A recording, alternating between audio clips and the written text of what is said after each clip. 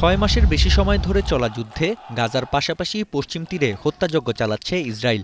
ভূখণ্ডটিতে প্রাণ হারিয়েছেন প্রায় 500 ফিলিস্তিনি। জোর করে দখল করা হচ্ছে ফিলিস্তিনিদের বসতি। নিয়মিত অভিযান চালানোর নামে চলছে নির্যাতন। এমন পরিস্থিতিতে কঠোর পদক্ষেপ নিতে যাচ্ছে যুক্তরাষ্ট্র।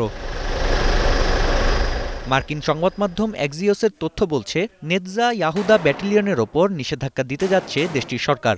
দীর্ঘদিন ধরে পশ্চিম তীরে কার্যক্রম চালানো বাহিনীটির ওপর আছে মানবাধিকার লঙ্ঘনের বহু অভিযোগ। নিষেধাজ্ঞার মধ্যে থাকতে পারে বাহিনীটিকে মার্কিন সহায়তার অর্থ বন্ধ করার বিষয়টি।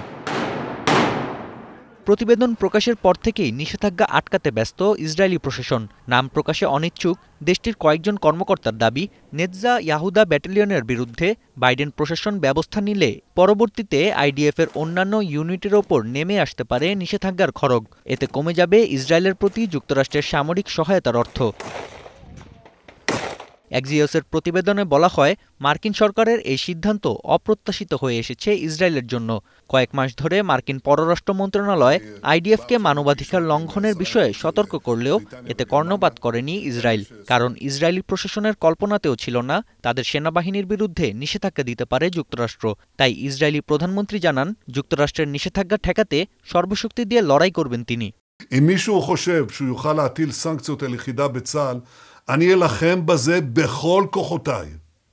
כפי שהחיילים שלנו מאוחדים להגן עלינו בשדה הקרב. এদিকে 7 অক্টোবর হামাসের হামলা ঠেকাতে ব্যর্থ হওয়ায় পদত্যাগ করেছেন ইসরায়েলের সামরিক বাহিনীর গোয়েন্দা প্রধান। প্রায় 7 মাসের মধ্যে উচ্চপদস্থ কোনো ইসরায়েলি কর্মকর্তার পদত্যাগের ঘটনা এটি। নাফিয়া আরমান মনন, এখন বিশ্ব। হে বৎস, গ্লুকোজের অভাবে তোমার দুনিয়া এখনো ওলটপালট। এই নাও SMC glucose powder drink Bolt. এটা শরীর মন চাঙ্গা করে কনফিডেন্স বাড়ায়। বোল্ট, অন থাকুন সারাক্ষণ।